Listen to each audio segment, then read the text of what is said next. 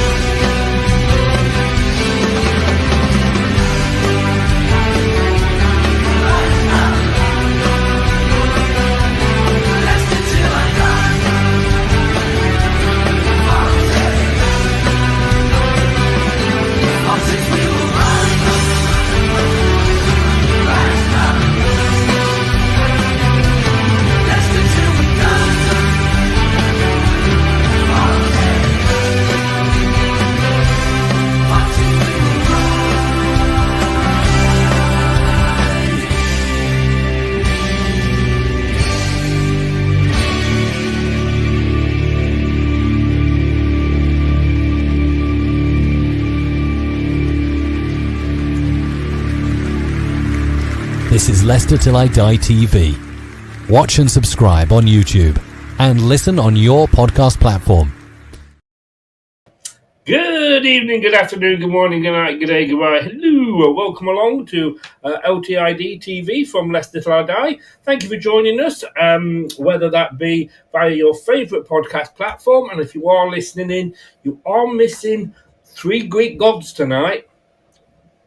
Maybe not. But if you're watching, you'll see that we're 3 Greek gods via YouTube. Thanks very much. Join in the chat with your comments as we go along. And if you're watching it on catch-up, obviously, add your comments below. We are always pleased to see them. This is the City Chat Show, and it is tonight Project Reset. There's 8 in the series. The first one was relegation and what it means for Leicester. The second one was who are we dumping for next season. I think that show went on for about 4 hours, if I'm honest with you. The third one is it time to unleash the youngsters?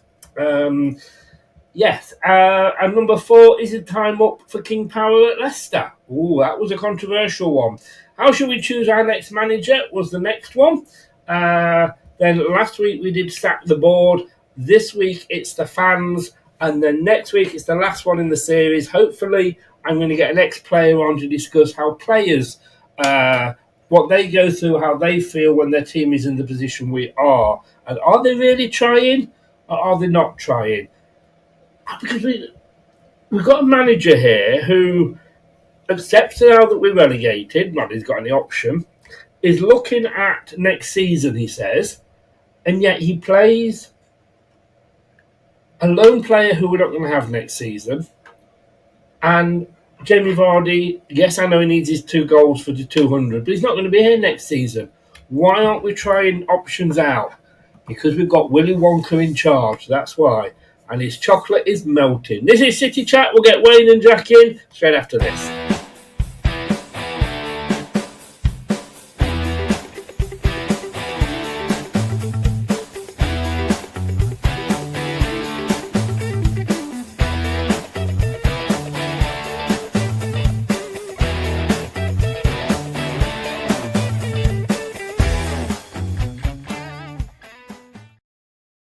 Gentlemen, good evening. And first of all, good evening, Wayne. I suppose you find Willy Wonka, you've been out in the sun that much, you are looking a bit like an Oompa Loompa.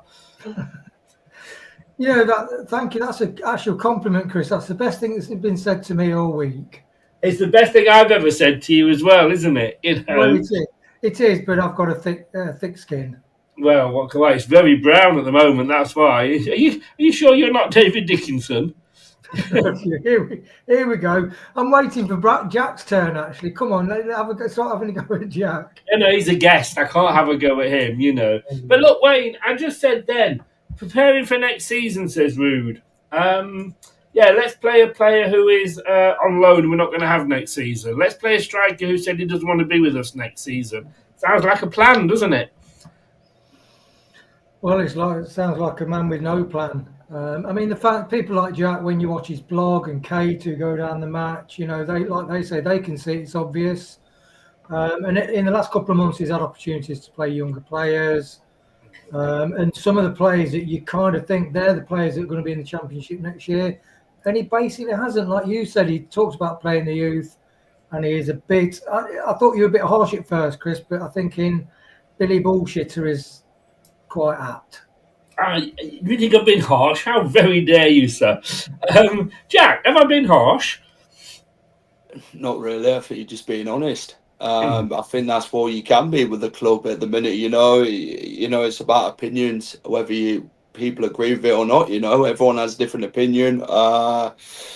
And it's good to express your opinion. You support the club, you love the club, and you have passion for this football club. And it's heartbreaking to see it in the position that it is at this minute in time. And yeah, it's going to take one big rebuild, they say, to get it going again, like they said in 22-23 when we got relegated last time.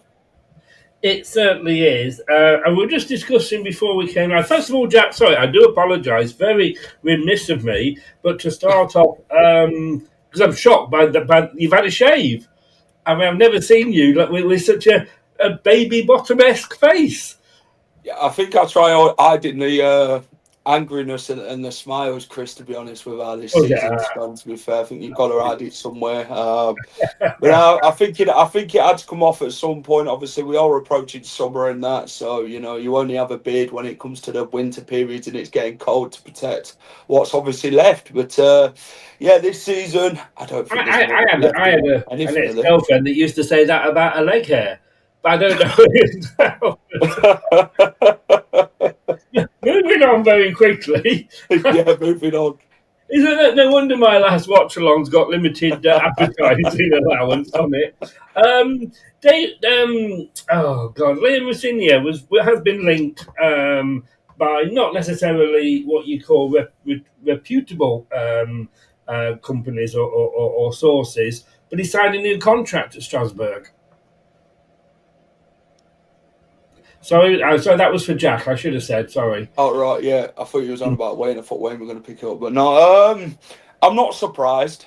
This is the thing. I think, he's a good coach. He gets the best out of the squad that he's got. He's had a fantastic first season. And, he's competing for the European places, And if you said to him now, would you swap that for Leicester City Football Club, the mess Leicester City's in, you'd say to him, you know what, you're having a laugh, I think, who would want to come to Leicester City realistically with the mess that we're in? You've got a board who hire these managers and lie to the managers, you know what I mean? They're a club who are very much in the water. This club's very much, they'll tell you one thing, but don't tell you the whole truth. They lie, innit? And this is where it's gone, as and, Rude should be gone by now. We need the right manager to come in, whoever that may be. But this is how it's gone, Chris. No one talks to anybody these days. I don't know if Rookin and Top talk to each other, but I know they're supposed to be best mates, aren't they? So I don't know. I think Liam Senior would be very much against coming to Leicester City, and I would be as well if I were a manager looking at the state of the club. Yeah, 2028 he's extended his contract to. Well, look, this shows about the fans, and as Jack alluded to there, communication at this club is absolutely zero. And we were talking before we came live. Tomorrow you've got my blog on the BBC, and I did it as an open letter to Top. That's the way I sort of did it. And basically there I was saying that, why does he not talk to the fans sort of thing? Now, it has been heavily edited by the BBC, as I said before. Who knew? Who knew, eh? It has been heavily edited. But I said to him, look, the fans have no idea what is going on. Maybe this is why we're looking at things like, all these protests, which we'll come on to in a minute. But we have nobody clue what's going on, do we? No, we don't. And Rob Tanner did say that it is the Thai culture to be like that, and he's probably only had, one interview with Top? One interview with Bishai.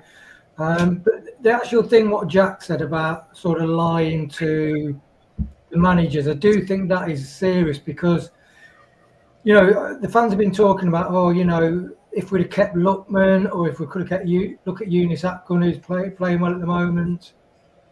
And Brendan Rodgers, somebody on X put his interview up when in the 22-23 season when he talked about he's not been given the funds, and that was serious. Then apparently they did it to Maresco, where you're thinking that isn't good. That isn't good for a principled like business. And then apparently the same to Rude, or it seems that way. So that's my concern with like the management, how they run it. The communication is very important, and I think the big strong Leicester boys, they had a guy on that used to be, or Radio Leicester, it used to be PR for Brighton. Sorry, Brentford. It was Brentford, and he said they were excellent at fan engagement. They were really proactive in sort of going into the community, getting feedback on the things of concern. They used to arrange meetups and forums with fans, and they said the result was their fan base really grew to love the club. And he says Thomas Frank was a brilliant manager. Everybody loved him there, a great man. So it just seems a shame that the principles that the ties do seem to put family first and be respectful. Some of the things, as Jack mentioned there, if that is so, and it does seem so, that is disappointing to me. That is disappointing. Yeah, Jack, though, you could argue that really it's not up to the fans, it's not our club, we don't own it, etc., etc. But a fan at a football club is like a shareholder in a PLC company. We heard all this like during COVID, like, oh, we want the fans back. It's not the same without the fans. The fans are everything to football. And then when we come back, we're treated the way we're treated. And as I've said so many times, I think this all started with Brendan Rodgers. In his last season, when he was told, we're going to have a rebuild, a refresh, etc. And then there was no money. Now, the fact there was no money wasn't the problem as such, because, UEFA had warned Leicester that, if we didn't make cuts, then we could be in breach. If we got into Europe, we could be in breach of their FFP, as it was, whatever it was at the time. And so Top had to change it, cutbacks, and we couldn't afford to make any proper signings. I think that was the time we signed Vase, and that was only because Fofana left. Now, if he'd come out and said to the fans, look, I want to buy anybody, I want a refresh, but we can't afford to, because if we do get into Europe, as it happens, we didn't, we got relegated, but that was the plan, was to get into Europe again. We're going to be hampered by FFP off UEFA. Every fan would have said, yeah, I get we understand where you're coming from. What he didn't do was tell anybody, literally until that last day of the transfer window in the Manchester United programme, because we were playing Man United on that day, by which time so much resentment has grown up, so much annoyance has grown up, that you've lost any goodwill from the majority of the fans. Why don't they just come out and say to us, guys, this is why? Or is it a case of, not to do with us? This is the issue, and there's just no clarity, no honesty. This is what you want as a fan of the football club, for your owners, to be honest. You want to know what the plan is, where you're going, what the future is for the club, and everything like that. The fans pay good money at the end of the day, hard-working money to go and watch the team and support the team, and you talk about Brendan. This did start when Brendan obviously was here and that, and Brendan wanted that big rebuild, didn't he, after the Nottingham Forest game? He said, you know what, we need a big rebuild, we need changes, we need to do something in the summer transfer window, because he didn't feel he could push this team anymore. And he was probably right, to be fair. He probably couldn't. You always need to progress every season with the squad. You've got to sell players and then bring more fresh blood in. Which this is what Leicester's failed to do. We've sold Maguire, we've sold James Maddison, Harvey Barnes. Who else we sold? Ben Chilwell, Wesley Fofana. You think where's that money gone? And you kind of think. Then you brought in Wout Fash, he runs around like bloody sideshow Bob at The Simpsons. I'm sorry, the guy can't defend. He looks like he wants to stab you in the back. It's that bad a defender. Because he can't get close to you, he sort of thinks, oh shit. But this is You the know problem with how much I love Val. Don't you having a go at him? this is the problem with the board. There's so much mismanagement and so much miscommunication, and nothing's ever been said. That this is the fans. You know, it's not the case that we're entitled, Chris, like we've been criticised for. Yeah. It's the fact that we care and we want the best for our football club, and that's what the problem is. You know, we can see the problems, but they can't. I mean, you talked about the internal review in 22-23. The people who were the problem were reviewing that thing. They swept it under the carpet and thought, you know what, there's no problems here. They're not going to notice. We'll sweep it under the carpet and move on. And they thought, you know what, that title last season, winning the championship, they thought, you know what, that paper's over the cracks there. Oh, the Leicester fans will leave us alone now. But then you're seeing the bigger picture. They're not seeing the problems that are going on. And, you know, these problems have been mounting up that big.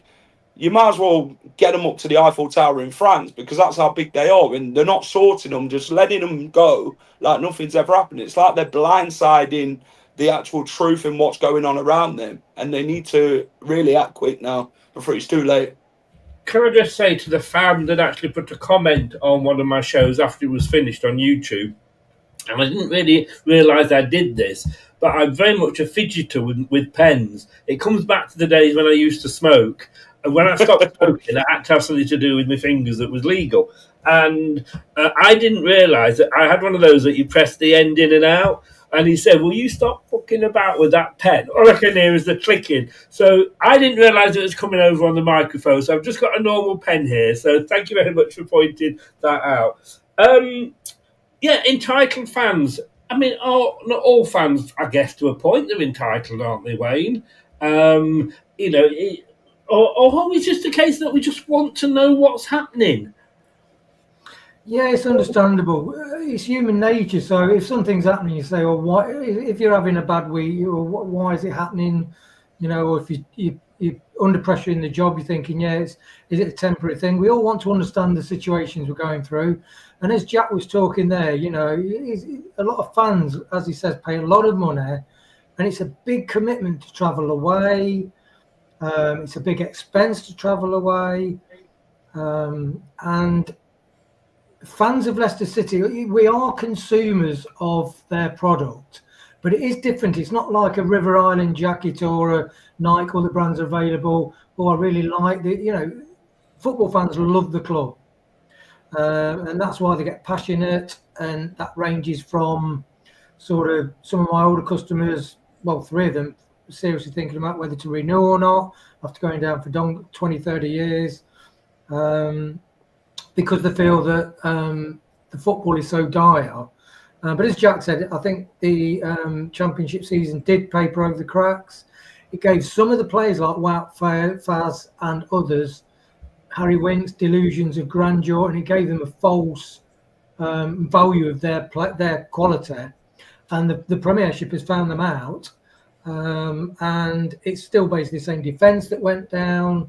So that is down to some of the other discussions you and Jack have had. That is leadership and the choices they make. And like with regards to like keeping your word, you know, if you do say you're going to do something like the internal review, and then you think, okay, so maybe they've had it, and what are the net results of that? But then if you have an atrocious season, like Jack said, I do think you lose your credibility as to, yeah, we are trying and we understand that you're frustrated and we did do things wrong. And I think this season does smack of the fact that they were hoping to just stay in the Premiership. And they have got found out, and it's whether Top has got the balls to do something about it. Because I do think the fans deserve it. And people like Jack, who played their hard wanting to go down, are understandably passionate about it. Well, I want to ask you this, Jack, because I got asked this by somebody the other day. And he says, sort of, well, why do you keep going to watch them if they're that bad? And for you, look, I know, and it's a fair point. It's a fair point. It is, yeah, it is. If we are watching a TV series or a TV show, and it is really, really bad, we switch it off and we don't watch it. If it's a 6-part series, we turn it off and we don't go back. I've got so many series, as I'm a bit of a Netflix guy, and I've got so many series. I like the short 6, episode ones. where I've watched the first one, thought this is bloody rubbish, and I've not gone back and watched it. And you, sir, and I admire you for it. You know, you go to all the away games as well. It isn't cheap. So explain to me why, and I'm not being flippant here when I'm asking you this, why are you going? It's the relationship that you build with a club over a amount of years. You know, you can't. It's like having a girlfriend, isn't it? Do you get what I mean? This is what it is. Well, don't upset your partner again after the. No, it's a relationship that, you know, you love that thing so much you can never let it go. You know, you always think about it and you always want to try and sort of, you know, the situation, but you still kind of go back. Do you get what I'm saying? And this is what it is for the fans. You know, we're so to the core with this football club, like you always are. You know, the passion, the love, and everything. And it can be damaging, of course it will. You know, I'll end up having a mental breakdown at the end of the season, Chris. I'll end up in a bloody mental unit or something like that watching this. But, you know, you'll always support the club no matter what situation it's in or any league they're in, you know, because that's what a football fan is. You know, you love them to the core. And people say, why do you still do it? It's because you love them that much. You can never let it go. Yeah. Let it go, let it go. Sorry, burst into the song there. That's all right. If you want to create panto, Chris, feel free. He's behind you. Look, as much as everybody, or all Man United fans, complain about the Glaziers and the way they run Man United, Wayne, they always allowed Sir Alex Ferguson to do a rebuild.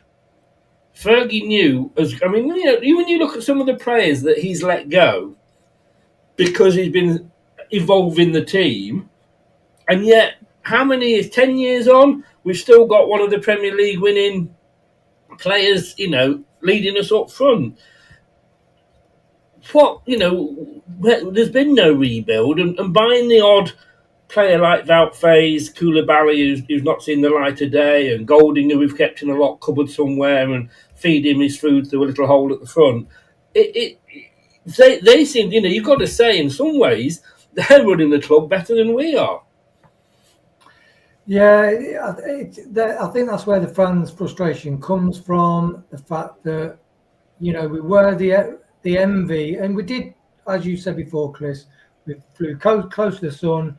And at that time, all as fans were loving the football we played under Brendan Rodgers.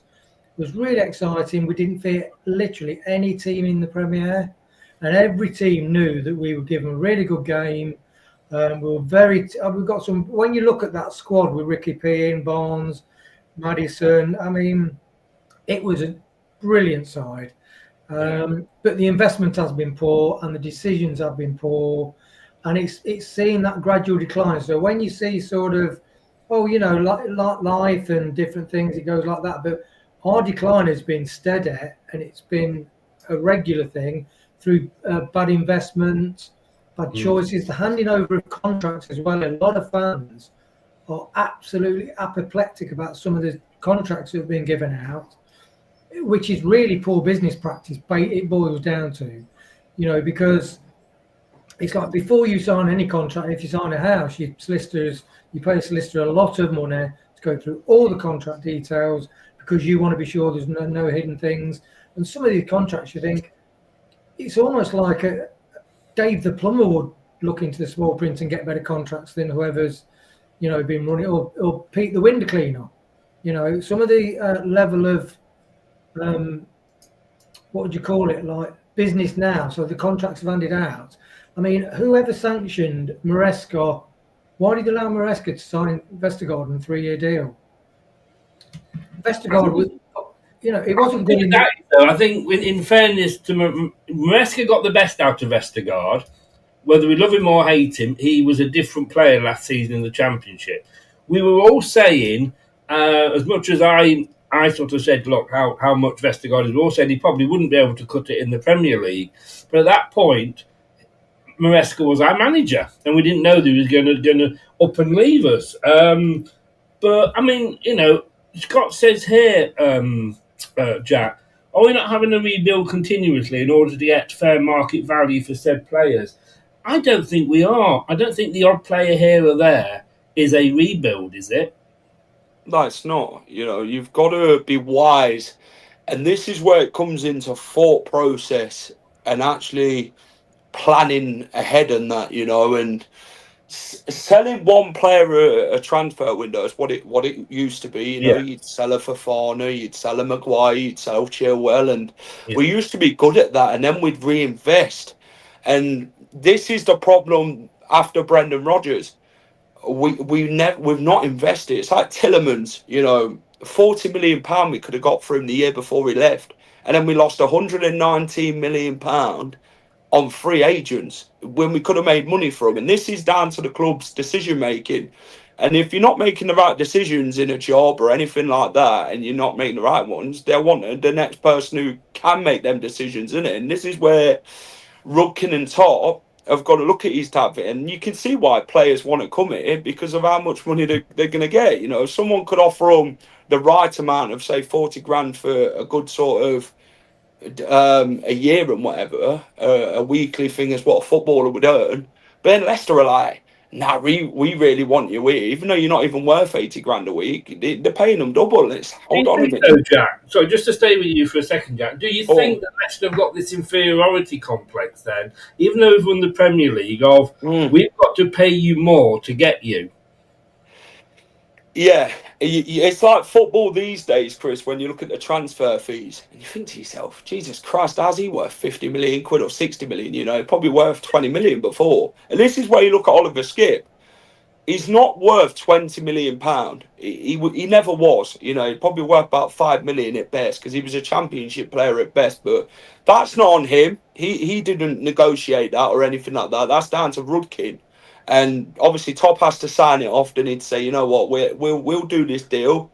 This is where we're gonna. But this is a real lack of thought process, of doing the right thing. And this is where they've had a real bad trail now of the problems that they're causing. They're not actually thinking about what they're doing. They're just going along with it and hoping for the best. Yeah, no, definitely. Last one before we move on. Wayne. Enzo, though, did recommend the club to Rude, didn't he? So if he was feeling like he was lied to, or there was something, underhand gone on, surely he wouldn't have said to Rude, yeah, it's a great club, go and work for them. Wish you bloody hadn't, but, Well, I was going to say, Chris, unless he wanted to stick it to the club and he knew that Rude wasn't qualified enough for the job. That's a conspiracy theory. I love conspiracy theories. Yeah. But I've got to say too. I've just saved a chat. Here we go. That's my worry too, that they will have to sell anyone and anything when we go down. Interesting you say that, because we've got Fox's Forum coming up tomorrow night at 7:30. Could relegation be a blessing in disguise? Bear with me on this one, because if we have a transfer embargo, that means that we've got to play the youngsters possibly, because we can't bring anybody decent in. So that maybe mean that we actually start giving these youngsters a chance. If we are under a management plan, good. We might have some decent people running the club for us, because Top can't run the club. Susan Whelan can't run the club. So if we're under an EFL management plan, maybe that's not a bad thing either. Points deduction. Look, we don't want a points deduction, but maybe the points deduction mean we don't come straight back up. And maybe that's a good thing, because if we come straight back up, we could be coming straight back up too soon, and we're going to come straight back down again. Those are questions for tomorrow at 7:30. You probably think I've been having too much of the falling down water, but I think relegation could actually be a blessing in disguise for this club. We will see tomorrow. But I want to get onto this. Go back to you with Wayne. Come back to you, Jack, who've just spoken to Wayne. Project Reset, like I say, the fans. The protests. I've not known it like this for a long time. I think Pleat was the last one where there was sort of regular protests. But it doesn't seem to have taken hold, does it? It just seems to be a very core number of fans. Yeah, I think a lot more needs doing if they are to get it right, in my opinion. I think maybe running on the pitch and just sitting there and just disabling games altogether, or like I said to my dad earlier on, it's about if you're going to get a protest right, you don't go to games, you leave that stadium empty altogether, and then that way they'll get the gist. Then thinking, you know, why's no one coming? You know, they'll lose money, of course they will, because no one will end up paying whatever they're going to be paying for and all that. And this is what it's come down to. The whole 3-4 years, a lot of mismanagement and judgment and everything like that, and a lot of panicking and not thinking things through, like appointing Steve Cooper. When they could have actually thought who they wanted and got, and then the same with Van Nistelrooy. You know, I think that were a massive gamble that they didn't think through either. They just thought, you know what, we've had to do this, even though they've not thought it through. So yeah, the only way the protests get heard is fans not going at all, Chris. You know what, just say, you know what, we're not going, leave it as empty stadium, let them play in front of nobody, and I think they'll get the answer that they actually want. I think, Wayne, I agree with that 1,000%. I think when you look at a club like Manchester United, that if they fans don't turn up, they know that there'll be a load of other fans that can't get tickets. But it's not like you can't get tickets to Leicester this season. As a Fox member, I'm getting tickets for every home game, or emails for every home game saying, do you want tickets? I've never known it as much as that. But if it's going to be done, you know, if we're on the telly, I think Ipswich game is on the telly, isn't it? Are we at home to Ipswich or away? We're at home, aren't we? And yeah. I think that game is on the telly. That's the game when it needs to be done, because, and we'll come on to the different and protests later, Wayne, but, you know, with the King Power Clueless flyover, you know, the TV stations didn't show that. But they can't not show it if the fans aren't there. And Manchester City did it for 9 minutes. I think maybe it needs to be longer than that. Would you do that? It's difficult, really. I mean, when we went to the Newcastle game, I mean, there was a lot of people leaving very early from half time onwards. In fact, there was a lot of empty seats even before they kicked off. Yeah. As Jack said, you've got to. It's got to be coordinated, hasn't it? I mean, could you do a streaking, Chris, on the pitch? You know. Well, I could, but that is something the cameras definitely wouldn't want to. Just where Mancini, I'm running across the pitch. Yeah, exactly, Jack. Fans wanting to do something, and they're just thinking, we've got to do something. But as Jack says, you really got to coordinate it well and sort of do it at the right time. Because it did that plane flyover sort of before the game. Yeah, you've got to do it during. Yeah, definitely. Yeah, it does seem like I say, you've got like lots of individual things being done, but it's not all coming together and coordinating it. I mean, like I say, if you do it for that where people don't turn up, let's say for the first half hour, all right, make it really, because Man City did it for 9 minutes, and that's not really gonna make any difference. But if it's for half an hour, they're showing, or even I said the first half, they're just showing the whole game with empty seats. Surely that, because I remember Burnley years ago, and I lived in Burnley, so I'm going back 20 odd years now. They were protesting at the time, and all their fans came in and actually stood there and just turned their back on the pitch. So nobody was actually watching the game, but they were still at the game. So I don't think it was that, I didn't think it was a particularly brilliant idea. But I think minimum of half an hour to maybe even the first half, just leave that stadium empty and let the world see. It's not going to necessarily hit the club in the pocket because you've got your tickets, you paid for your tickets, etc. But it's just showing the world how unhappy we are. And if they see an empty or a half-empty stadium, if you like, for 45 minutes, that's hitting the message home hard, isn't it? Jack?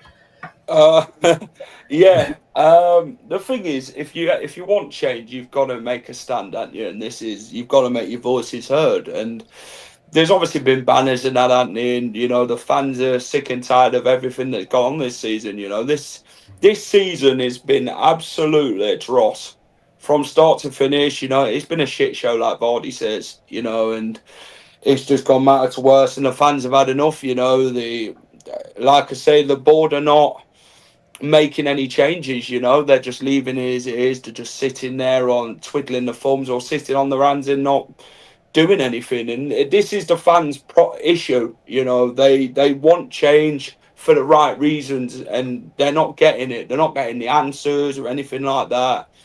They'll come out with these PR statements or whatever written by somebody else, and you know, they're just like, I remember the match day program about, I think it was one of Top's columns. You know, when you read in the program, they've got the column, haven't they, if what the owner says. And he turned around and said about the relegation battle, we've been here before. You know, we know what to do. There's a difference between wording it and saying it, like Conor Cody does in his interviews, than actually putting it into production. You know, it's got to be put into production. And Leicester obviously not done that after they've been relegated since he said it. So nothing's changed. Yeah. It's the same shit every week, and you know, there's a big mess from top to bottom. Yeah, armchair jockey. It's a good point. Ipswich is sold out because it's Vardy's last game. So you're going to get everybody going, oh, we can't do anything because it's Vardy's last game. We don't want to piss Vardy off, do we? Vardy's been fucking shit this season. And yes, you could argue, Wayne, that he hasn't had the service, etc., etc. But he's been no different to anybody else. He hasn't been a shining light. He's our top goal scorer this season. He's got 7 goals. He couldn't even score a bloody penalty at the weekend. Let's stop bending over and licking fucking Vardy's arse. He was once good. He's not now. You know, if players were still good forever, we would still be playing Gary Lineker. We've got to say that sometimes these players, they've gone past their peak. And honestly, I'm reading, Jamie Vardy said he doesn't want to play in the Championship. He wants to play in the Premier League. Fucking hell, Vardy, who do you think you are? You're not that good. Once you were, and it's a great story, and I thank you for everything you've done for this club. But at the moment, this season, you are prime shit. So anybody that says, well, I don't want to sort of upset the apple cart and not go to that game because it's Vardy's last game and fuck off, Wayne, eh? That's one viewpoint, Chris. I get what you're saying, but I do think Vardy under Cooper scored enough goals, and I did think at the beginning of the season that he might not quite get to Michael Owen's record, but he would just about be thereabout, and then he may say, I'll play for free next season. And I do think he's an intelligent footballer. He's just lacking his pace, which was a big part of his game, but he has got the skill set. But I just think under Rude, he starved his chances because there's been a massive disconnect between the defence, midfield and attack, and we've been poor. And Al Kanous is just, it's okay being a brilliant footballer. Ronaldo in our team will be pulling his hair out because he's got nobody to play football with.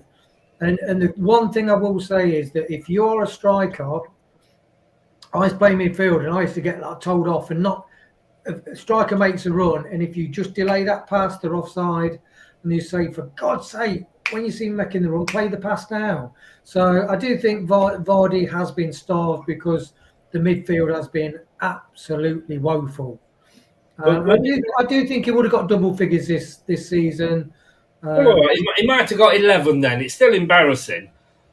It's not enough, but I think the problem is it's not Vardy. It's the fact that we've not replaced Vardy. We've not got, as a club, we've been like clutching at straws, thinking, oh, maybe Patson Daka, he might just be good. He's been woeful. Over his 3 years, he's not been good enough. No. We've not even got got the Cannon debacle, and this recruitment has been shocking because we should have within these 3 years got better defenders and had a more stable defence, and we should have had at least one striker that could get us 10 goals a season, but we've not. And maybe Edouard was that striker. We will never know. Maybe Iheanacho was, but he wasn't really given the chance, was he? No. Jack, I do get what Wayne's saying, and obviously what I say is, tongue in cheek and said to create a discussion. But when Vardy's had the chances, he's been woeful, absolutely woeful. How many times have we seen him this season? Before, he'd have one chance and he'd put it away. This season, when he's had that chance, he hasn't put it away. So, look, if I said to you now, Jack, right, we're going to start something going here, all the Leicester channels on TV, Final Whistle, Leicester Till I Die, etc., etc., nobody turns up for 45 till half time against the Ipswich game. What would you do? I mean, would you be saying, well, it's Vardy's last game, we don't need to show him some loyalty, he was loyal to us, blah blah blah? I think with Vardy, you've always got to give him the best send off possible against Ipswich. It's his last home game, and I'm all for that. But the thing is, it just feels like with the club, they've sort of brought things out now to sort of take the brunt off them. Do you get what I mean? So they've kind of gave the fans a different idea, which the fans obviously ain't going to forget this season of how bad things have gone and how bad the club actually is.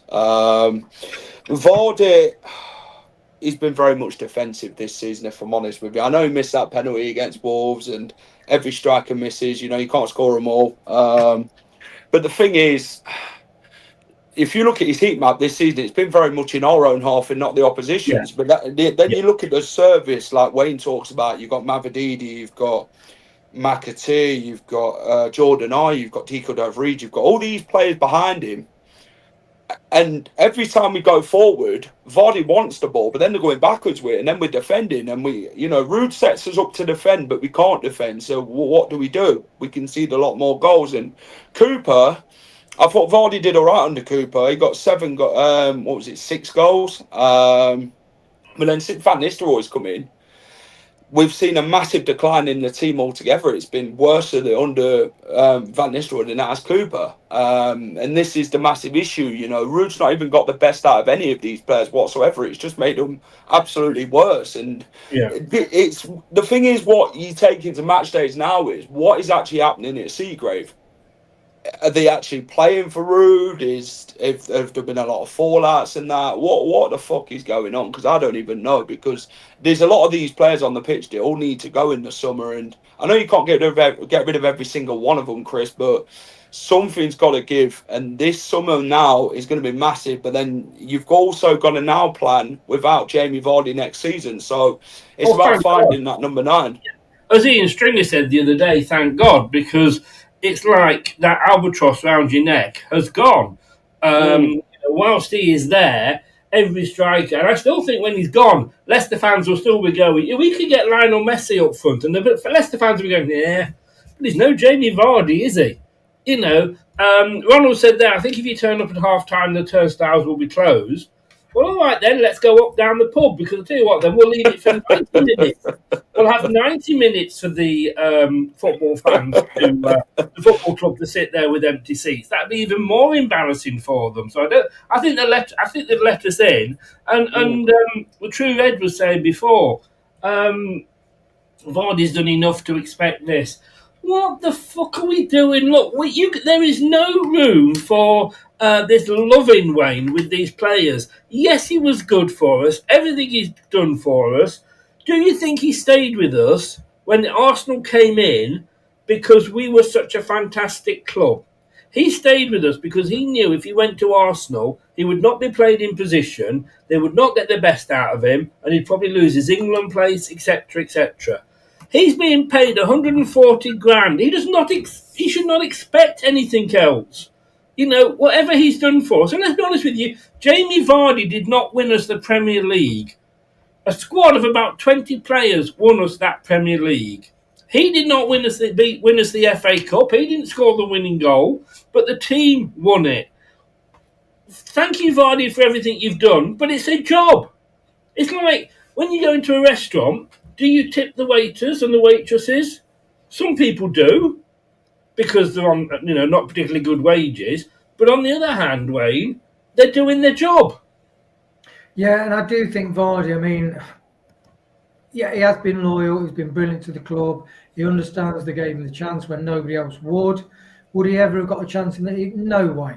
Leicester took a real good punt on him, and it's a magical story. But the bottom line is, he's paid £140,000 or whatever it is a week. Yeah. As a Premier striker, and a lot of Premier strikers.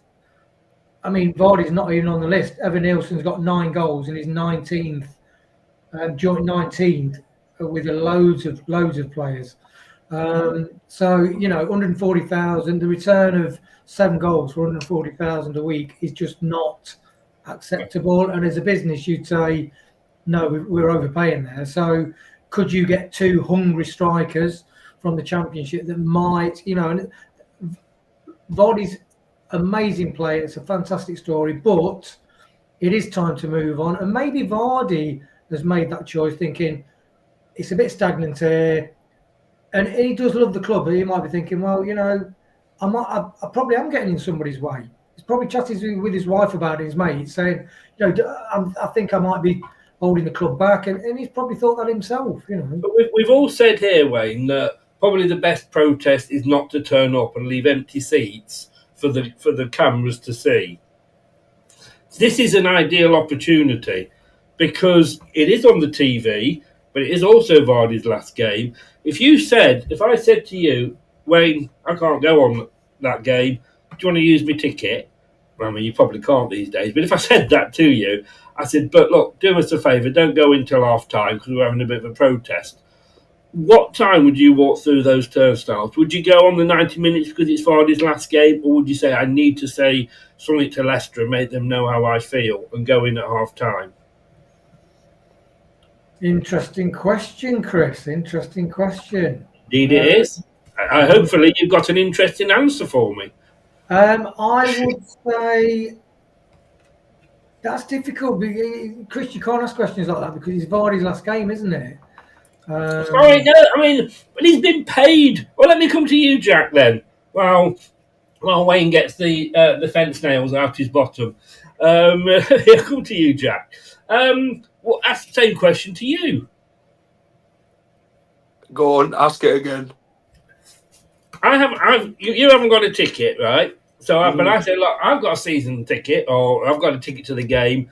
My wife wants to go shopping. I don't want to upset her. I'm going shopping. It's the Ipswich game. We're relegated, whatever. Give me this ticket, but you've got to promise me you're not going to go into that ground until the half-time whistle. Now, I know that I can. No, there's no way I can work out whether you've gone in or not unless I see you in the first half on camera. So would you take that ticket knowing you can only go in at half-time, or would you take that ticket and say, sod this, I'm going in from the kick-off? Jesus. I'm going to come back to you, Wayne. Don't think you've got away with it. To be honest, because it's Vardy's last home game, I'd want to be there, innit? This is the thing. Because, right, what he's done for this football club for 13 years, yeah, is remarkable. He take away this season and the 22-23 season when we got relegated in both seasons, yeah, but the thing is, you want to give him the best send-off possible. He's Leicester's all-time best player, in my opinion. I know people talk about Mahrez, how technical he was, but that's technical. Vardy wasn't technical, but he's been loyal to the core. I know you talked about Arsenal, but I think he wanted to really repay the favour that Leicester actually took the chance on him when nobody else would, and what he's done for this football club is remarkable. He's gave me the best memories as a football fan, the best moments and that. And this is why I want to thank him, like, personally in that, because it'd be sad to see him go. In my opinion, yeah, I've loved Vardy for many years, and yeah, I've watched him grow as a player. So I'd want to thank him properly. I know there's a lot of problems at the club in that regarding the board and that, but yeah, I just want to thank Vardy. We can worry about the board afterwards. Totally unacceptable, disrespectful to do so. Why is it? He's paid 140 grand a week. He is not the only player that has won us all these trophies. He did not get us to a European semi-final. He did not get us to a Champions League quarter-final. He did not win us the FA Cup. He did not win us the Premier League. He is one of the team that did so. And he's paid handsomely to do that. He's paid 140 grand a fucking week to do that. There are homeless people on the street, soldiers coming back from wars that have lost limbs, that are having to beg. And he's on 140 grand a week. And you're worried about upsetting his feelings for 45 minutes. I don't fucking believe it. Wayne, have you had time to think? I want an answer from you now. I have, but you, to qualify it, Chris, you said if you gave me the ticket and you said I couldn't go in till half-time, morally, I'd think, you know what, I do want to pay tribute to Vardy, but Chris's terms of giving me the ticket where I can't go in till half-time, I'd honour that. But Jack is spot on. And the thing is, Vardy he epitomised Foxes never quit. And although you said he didn't win get us to the quarterfinal of the Champions League, without his goals, we would not have done the Great Escape. And without his goals, we would not have won the Premier League. And I don't think you can say that about maybe Kante, Schmeichel, maybe Mahrez, and Hoof, and that's it. You know, I think he's that crucial. Well, I couldn't. There's no way I could know whether you went in at the start, though. Yeah, but when you ask me next time, you'd look in my eyes, and if I'm doing what I noticed when you asked that question, Jack was hiding behind his hand. You thought Jack was thinking, I don't want to answer this question. I don't want to upset him. The thing is, the 140 grand a week. Jack, I just want to come to this point first. Sorry, Prashant says here. Sorry, Chris. But would probably go in the 88th minute when we were probably 20-0 down and shout, thank you, Vardy, and leave. Well, if you're leaving on the 88th minute, surely he's going to do a walk round the edge of the pitch. So when you go in at the kickoff, the game's kicked off and it's a normal game. He's not going to score. We're going to lose. Same old. Go in at half-time. But after the game, he will probably get his family on the pitch. Rebecca will be dragged out of a court somewhere and walked around with him. And that's when you've got your chance to properly say thank you. But what if he scores a hat-trick? Isn't it? What about if he gets them 2 goals? He ain't going to score a hat-trick this season. Come on. Never say never. He's not going to score a hat-trick. I mean, I know I did say, come on, Ipswich, it's his last game. If you're down, which they are now, let him score a couple of goals to get his to 200. But all jokes aside, he ain't going to get his. And why should I show disrespect? I mean, he's being paid 140 grand. So if I don't tip a waitress, that's being disrespectful to her. Why should I have to tip a waitress for doing a job which is to serve me my food?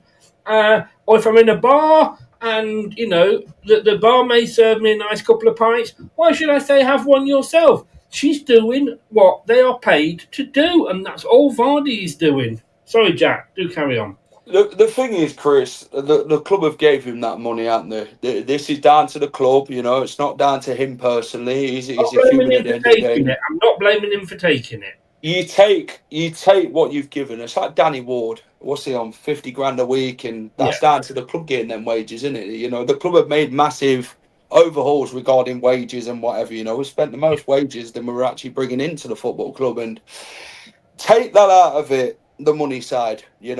Look at what everything Jamie Vardy's achieved and what he's actually done for this football club. You've seen no player like it in the last 13 years for what he's done.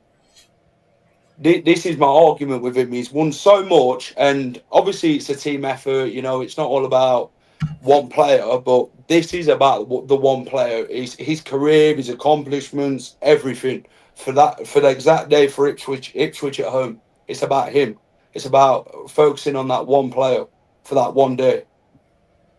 I'd give him a parade around the city. For me, I'd give him key to the city for what he's done for this. Yeah, that's fine. Do that. Because I wouldn't argue that he deserves that 100%.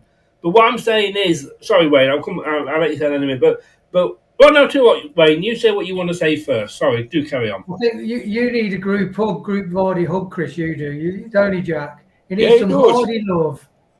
He needs that love, not the disrespect towards him. Plus, as well, I mean, every now and again, like my women brother will say, "Oh, I watched Leicester City, the Great Escape, and the title-winning season." And when you look on YouTube and you look at Vardy's goals, especially when Michael Owen said, "Oh, it's just basically just a poacher in the box," and you think, "Oh my God, have you seen his range against Man City? Like that ball right near the post, and he just dinks it over Edson." You know.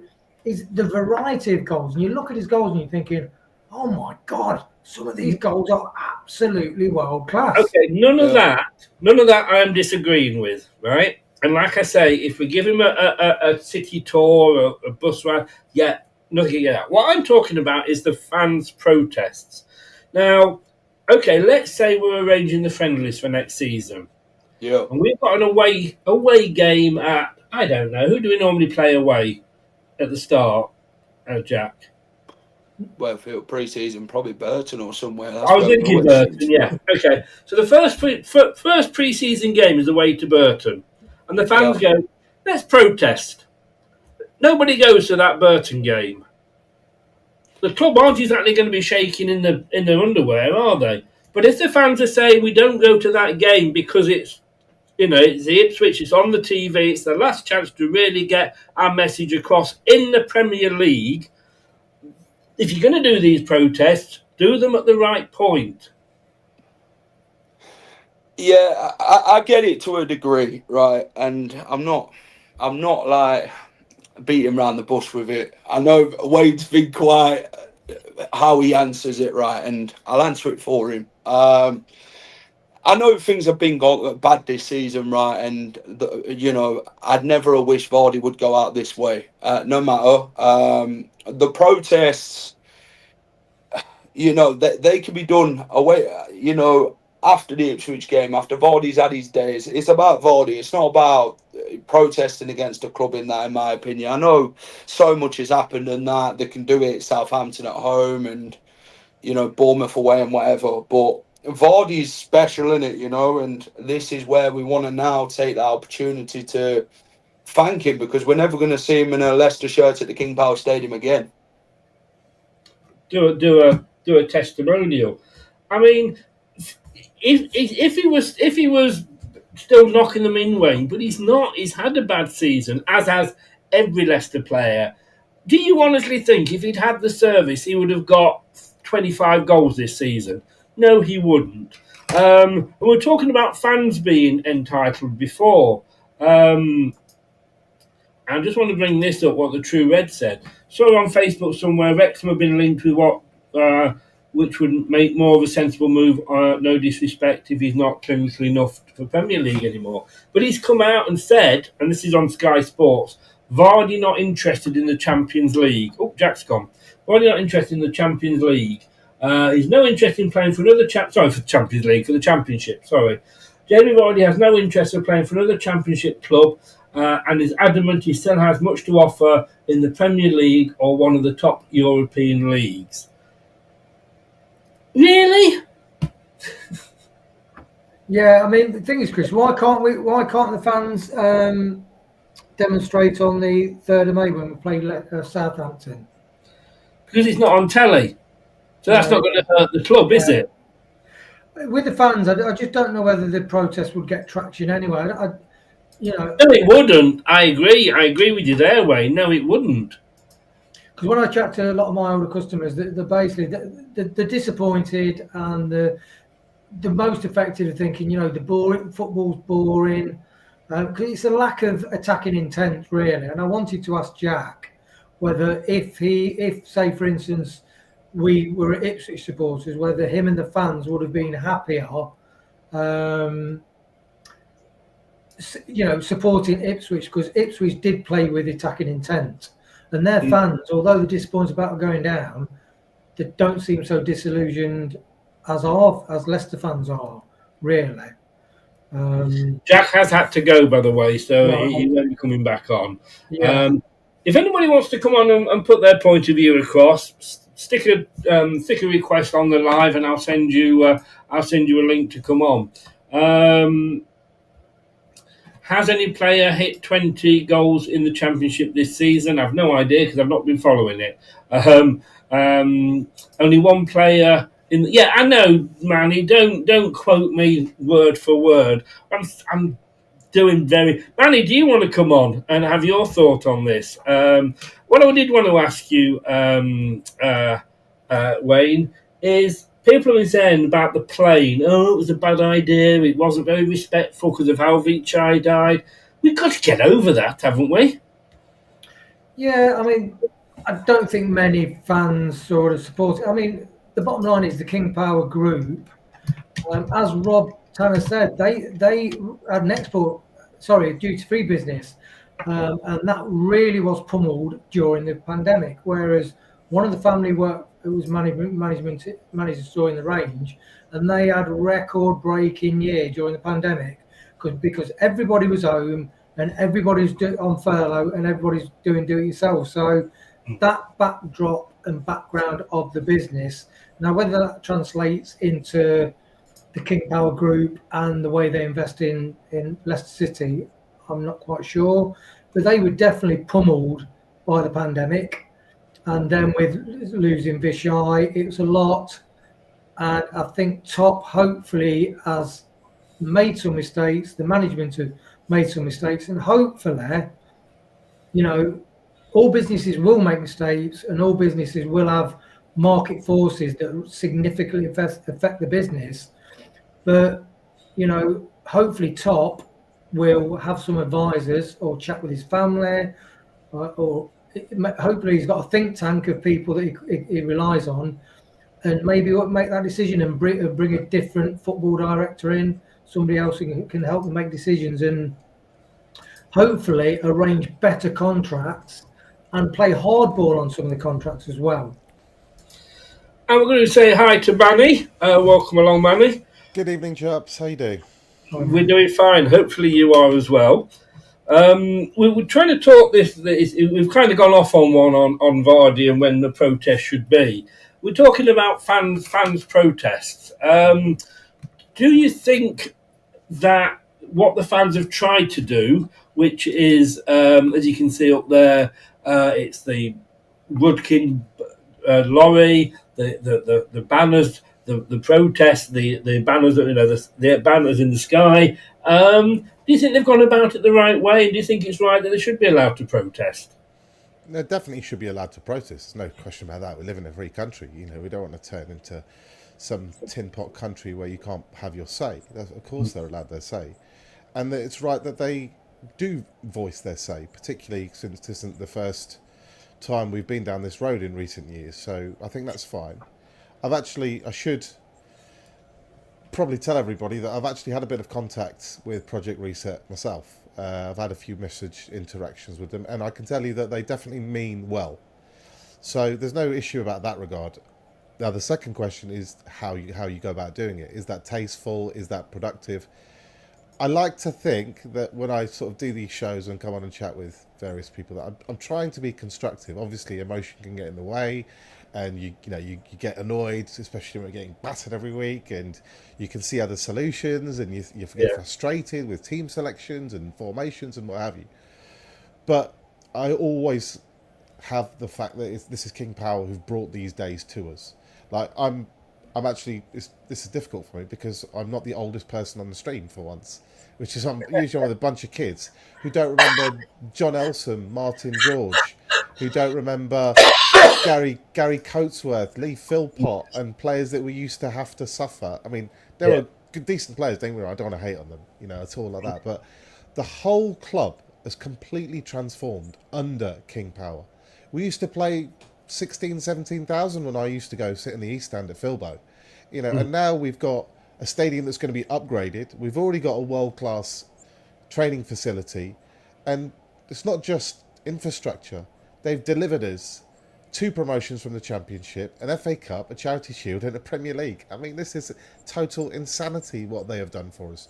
So I think when we are doing these protests, which are justifiable, like I said, we have to show the utmost respect to them like they have always shown to the fans. And it wasn't so long ago that we really had that amazing feeling connection between the ownership and the fans. And personally, I just think it's all things will come to an end, and I don't think this is the end for King Power, nor should it be. But there is every likelihood that King Power will continue to be our owner moving forward, and I don't want to annoy them. I don't want to annoy Top. I don't want to be like, if I was Top, I could justifiably be sitting there thinking, look, I've just lost £100 million. How much have you lost? Again, by the way, I don't have my dad to help me out. The main company's struggling. I've got lots and lots of people who want my time and attention.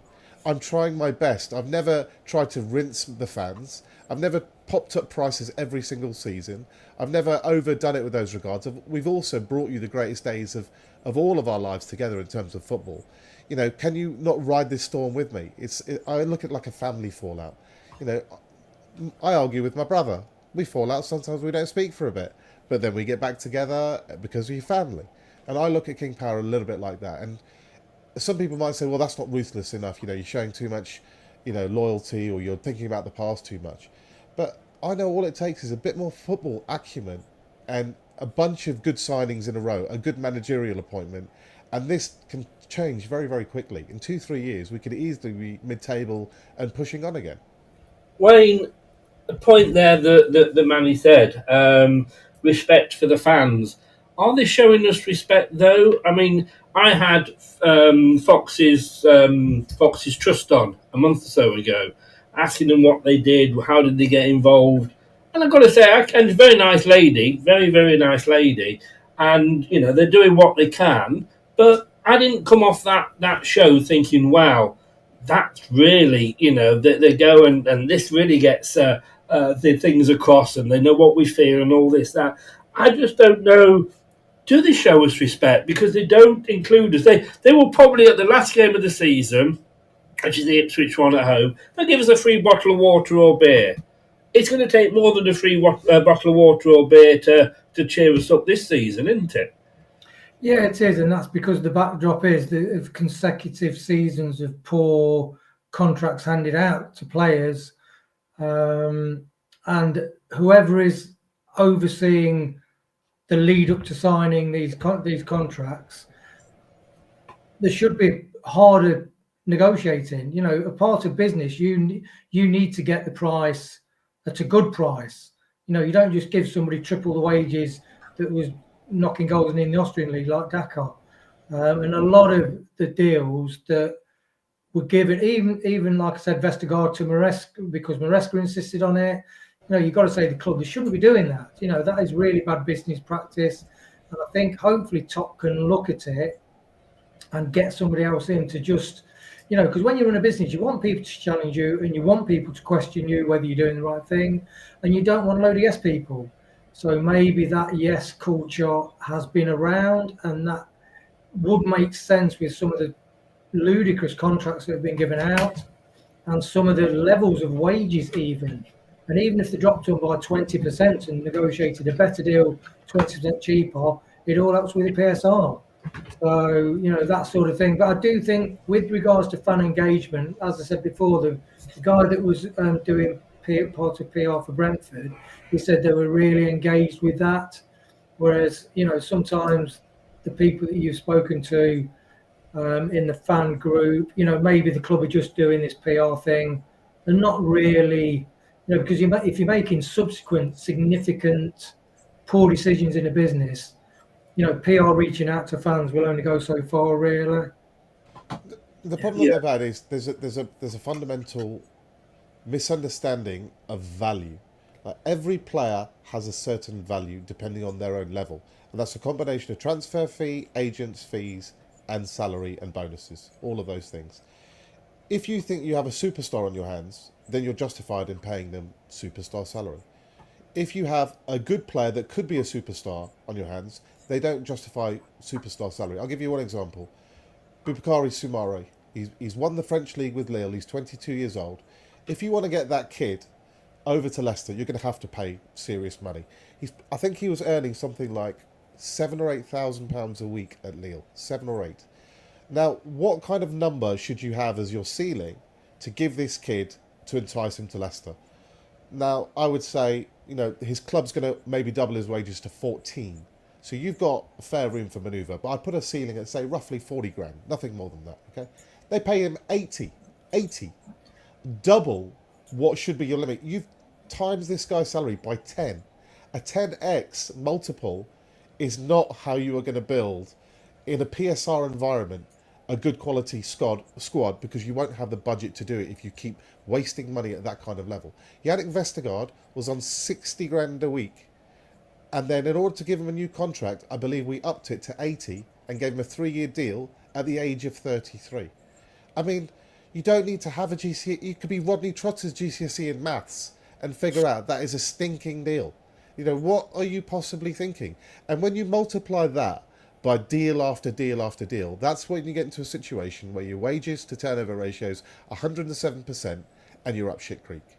And this is whoever the combination of people, whether it's, I mean, I know Rudkin gets all the blame, but I would imagine it's a team of people that come to these numbers together. It's not just like, I'll pick a number out of my, they have a metrics they will use to say this player is in this category, therefore he deserves this salary.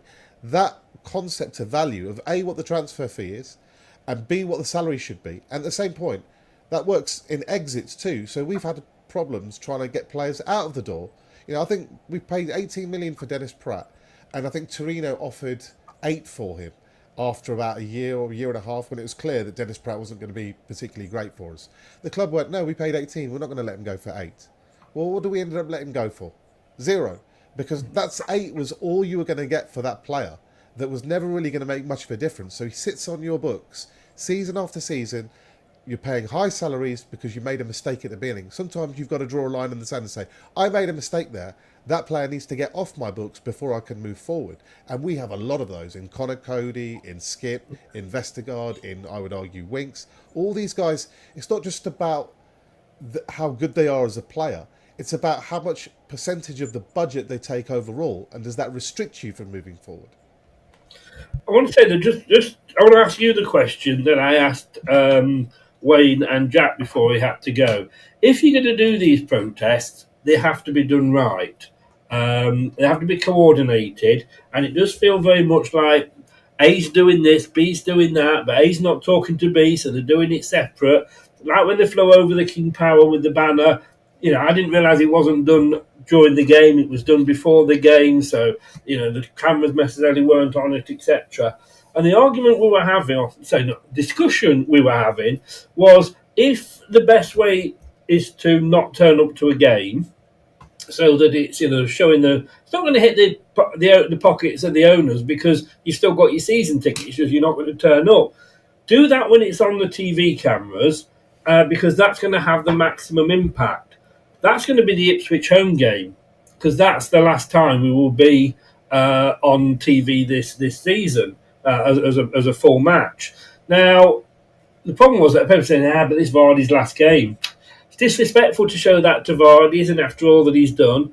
He's on 140 grand a week. I say it's like, it's not tipping a waiter disrespectful.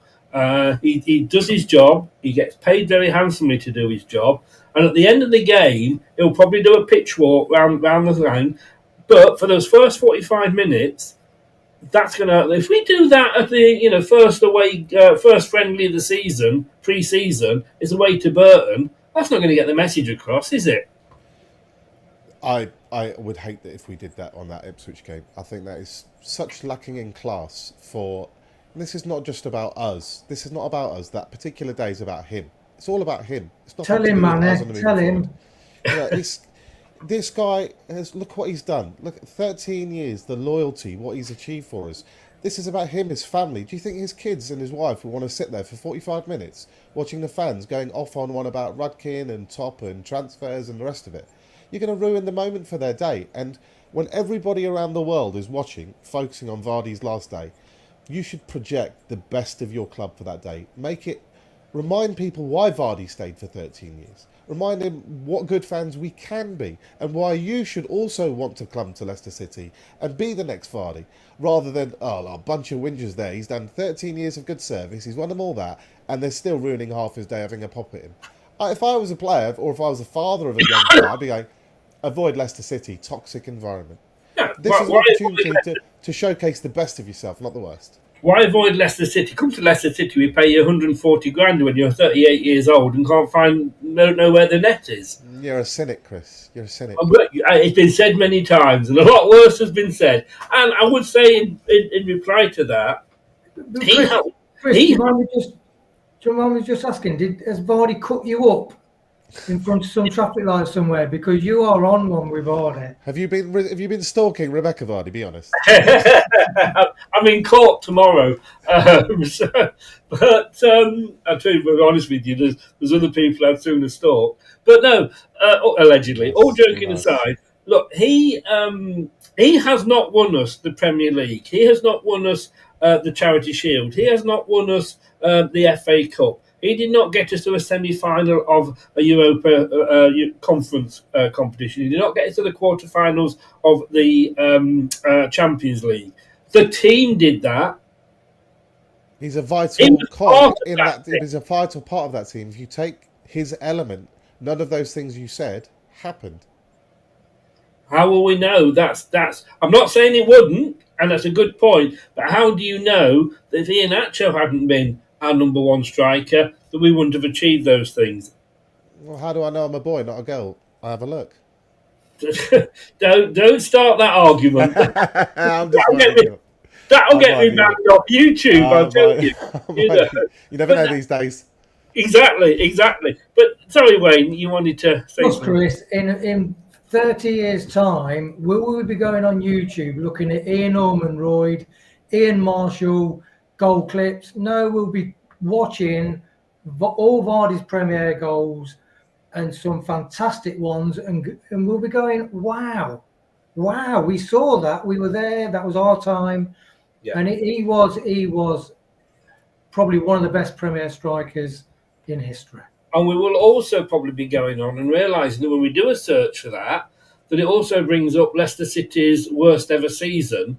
And it gives us the story of Southampton catching us up from being dead and overtaking us, and us finishing bottom and being relegated. And he was part of that as well. I would urge you to be philosophical about it and say it's just football mimics life. Nothing is all up. There are ups, there are downs. You try not to get too excited when it's high. You try not to get too low when it's down. And you just accept that football, like anything, works in cycles. Nottingham Forest reached the great heights in the 80s under Clough, and they had to wait 3 decades or however long it was to get even back in the limelight. Liverpool, who've just won the league, went 30 years without winning a league. Yeah. They dominated in the 70s and early 80s. Man United dominated in the 90s. And what have they been doing for the last decade? Leeds had their peak under David O'Leary for a while in the 70s with Revie, and then obviously with O'Leary. They were nowhere for 20, 30 years. This happens to clubs. Villa, how long were they sitting in the Championship? And now look at them now. This is our turn to suck it up. And I don't want to be that person who's, just throws my toys out of the pram because, I'm not getting my way this year and it's not as good as it's been. I like, because I'm relatively old, I like to think a maturer view about things and a longer overview about things. And rather than saying it didn't work in the last year or 2, 3 years, if people have shown, history of good performance, I'll give them a chance to show it again. Again, I hate to admit it, but you've got some very good points there. I'm spending too long with you. I really, really am. The thing is, though, like, we've had those 30 years of being shit. Do you know what I mean? Exactly. Yes, I accept that, these things come in circles, Man United fans, you did have a club before Sir Alex Ferguson and it was pretty shit, to be honest with you. Liverpool dominated, then it was Man United, then it was City, then it was Chelsea. It does go in circles. What I am saying is, and all right, let me put it this way, because obviously, look, as the host, I play devil's advocate.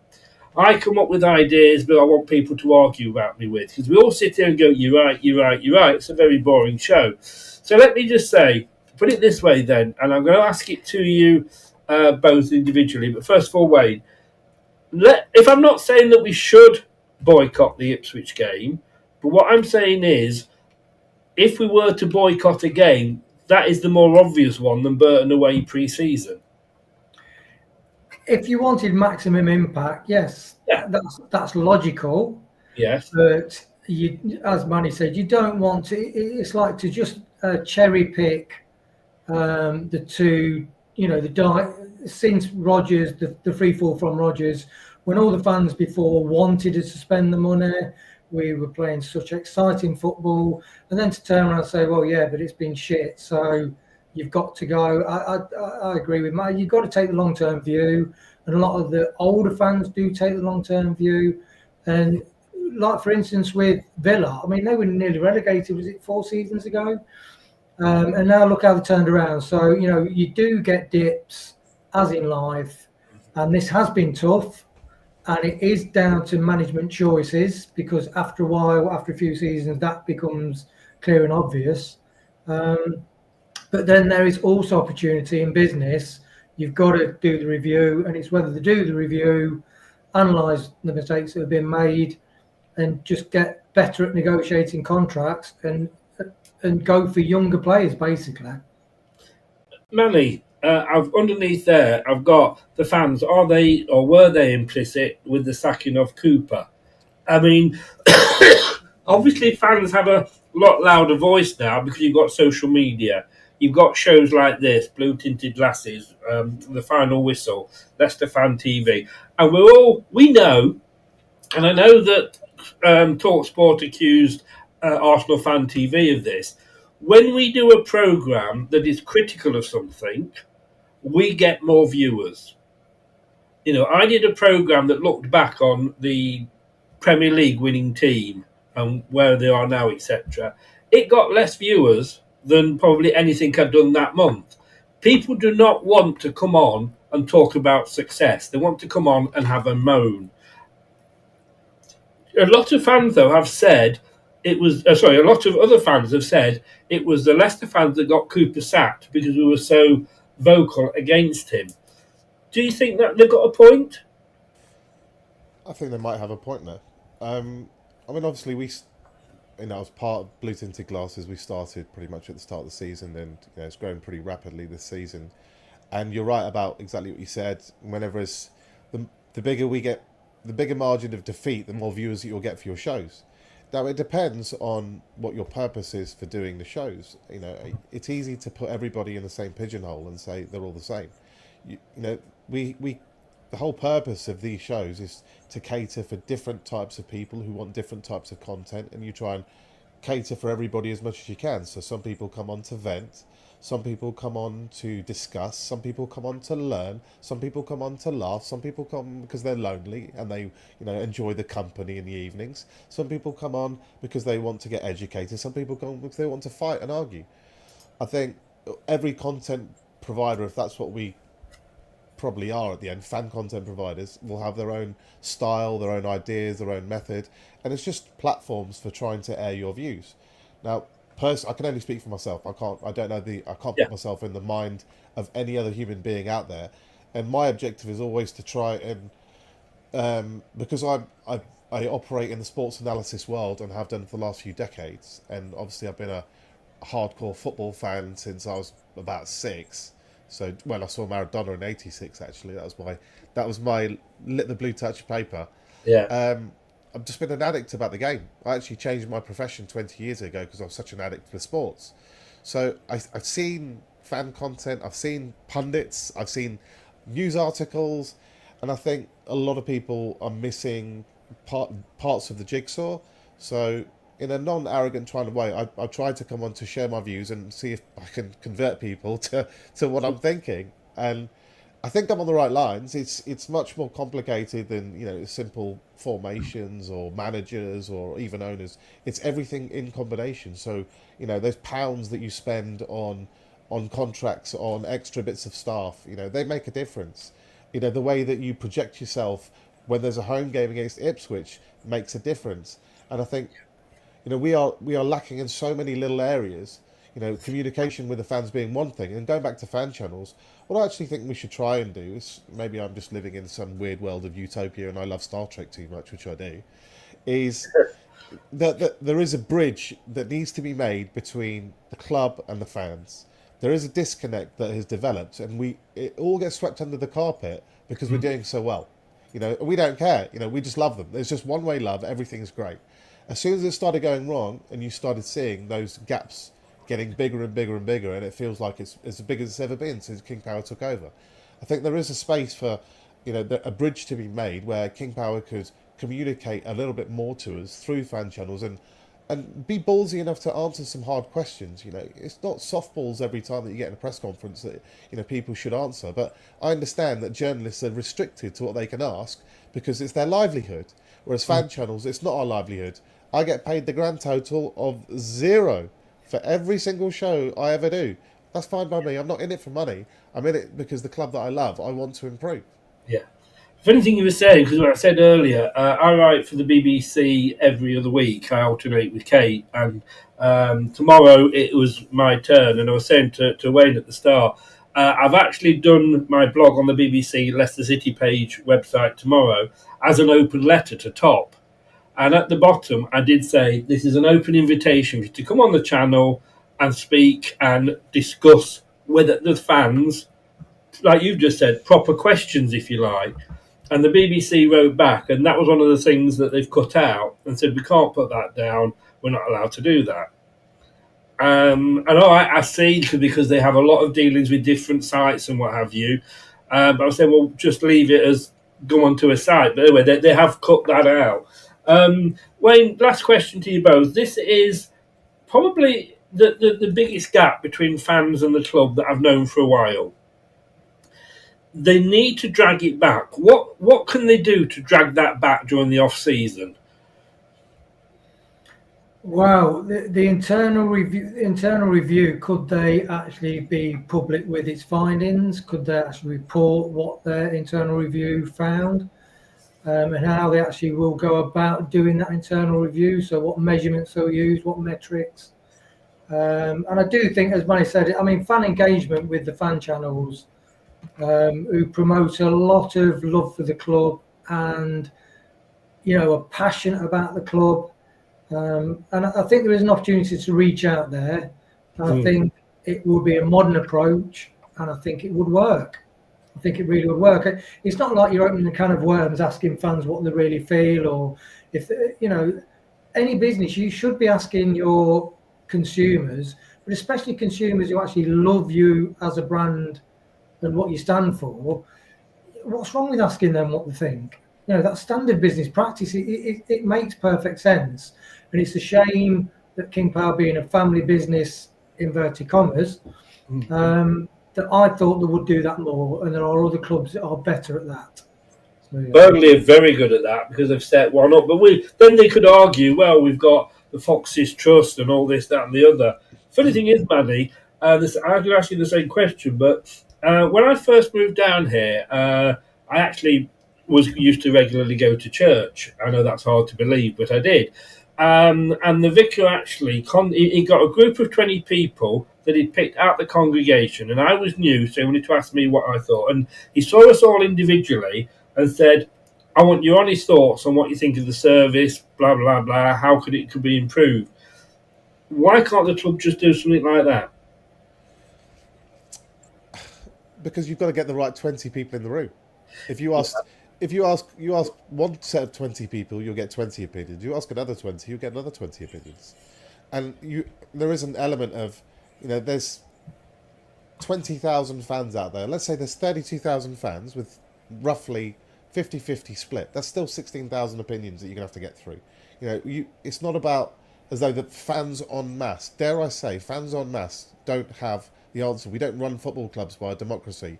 How much should we pay Oliver Skip? Let's put your vote in online if it's 55 grand a week. Put your vote in if it's 60 grand a week. Put your grand in if it's 40. That's not how it works.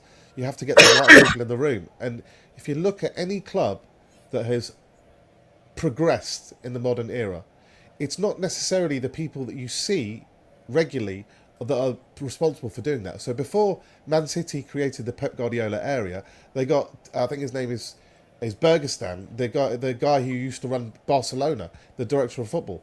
He's the guy who actually brought Pep to the club and sorted out all the youth teams and all that infrastructure he put in.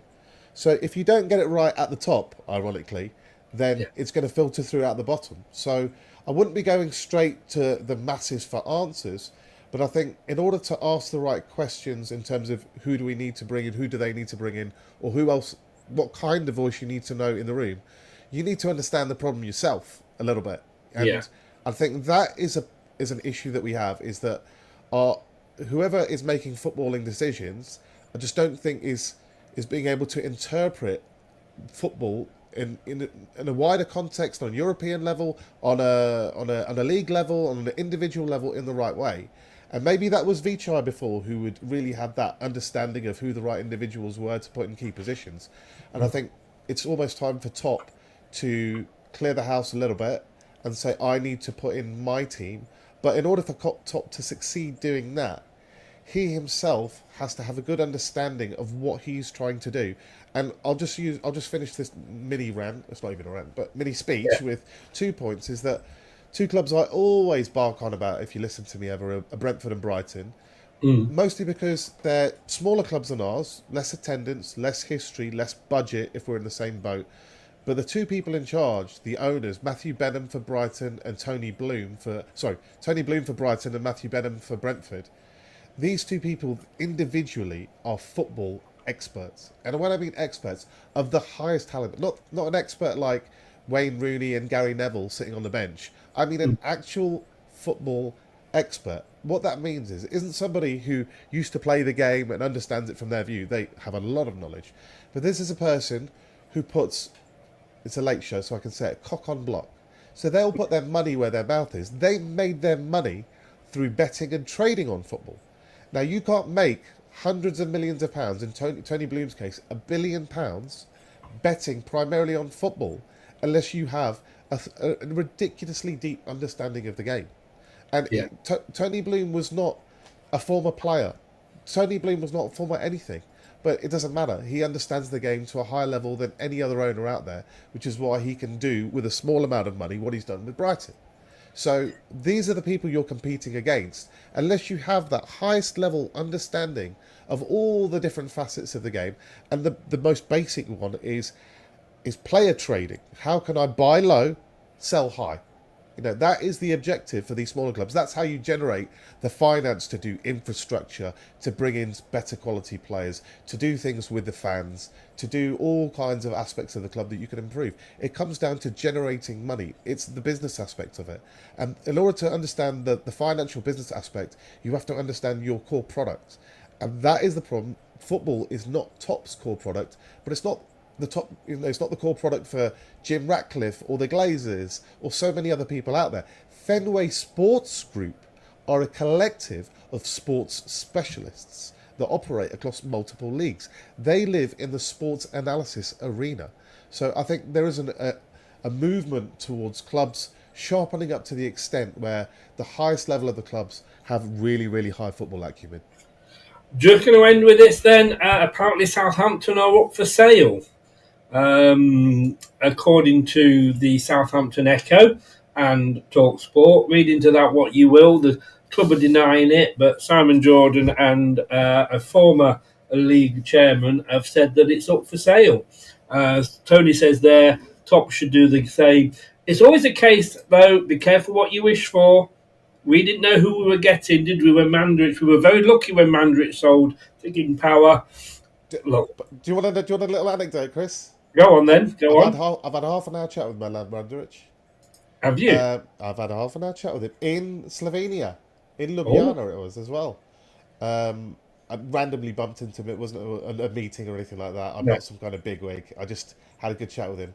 And the one thing that stood out to me in this half-hour conversation was I actually went to him and said, Mr. Mandrich, just wanted to thank you. And he was like, a little bit, is this guy trying to mug me or something? Who's this stranger? I said, no, I'm a Leicester City fan. I just wanted to say thank you. He said, thank you. I bet he was thinking, well, I took you down to League One. What are you thanking me for? I said, thank you for finding King Power. Because if you didn't find King Power, none of this dream would have happened. So it actually started with you, whether it's by luck or by whoever was the highest bidder.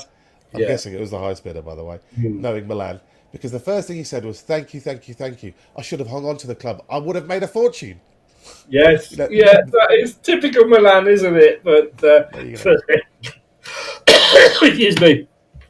Look, Remember, guys, a lot of what I say, like I say, is tongue-in-cheek and said to create a discussion. Coming up tomorrow, we've got an interesting show tomorrow at 7:30. Could relegation be a blessing in disguise for Leicester?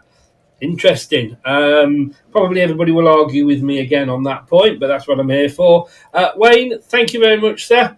I will see you on Thursday for the prediction show. Can I just say, Liverpool 5, Spurs 1. Where the bloody hell did you get that from? What's the score? It was 5-1. Was it? Yeah, you predicted 5, is he? He doesn't even know. The Oracle, we should re-nickname him, Wayne the Oracle. Exactly. Manny, thank you so much for coming on, mate. I really do appreciate it. You've converted me with the managers, so who knows what by the end of the season. So, it's like a cult. I'm starting a small fan channel cult here, You are. One by one, I'm trying to knock them over. But on a serious point, I think I actually do have a genuine reason. I'm hoping that someone for the club might listen to me at least 1% of what I'm saying and think, actually, that he's got a point there. Or even better, give me a call. Let me have a chat to you. We can go through all kinds of issues for free. It's not about me. I'm sick of being in the Championship, and I hate losing in the Premier League every week. I'll just do my have a word. Base station. Pape station. There you go. All right, guys. Thanks very much. Take care, and thanks both for coming on. Cheers. Thanks to Manny there, and thanks to Wayne. Really do appreciate them giving up the time to come on. And look, like I say, please don't take anything I say as really being what I mean, because at the end of the day, I'm here to create discussion rather than actually have any ideas. It's the job of a host. We'll be back tomorrow, like I say, with this show. Could relegation be a blessing in disguise? Transfer embargo? Might have to play the youngsters. Management plans? Maybe we'll learn how to run a club properly. Points deduction? Maybe it will stop us getting promoted. Maybe it will take us a couple of seasons. Can't be that bad, can it? Look at Leeds. Thanks everybody who's been in the chat. Really do appreciate it. Thank you. If you've been listening via your favourite podcast platform, really do appreciate it. See you tomorrow night at 7, guys. Take care. Thanks very much now. All the best. Thanks for watching. These videos are tremendous. You better like them too, or I'll be back. This podcast is proud to be part of the TalkSport Fan Network. TalkSport. Powered by fans. That will conclude this evening's entertainment.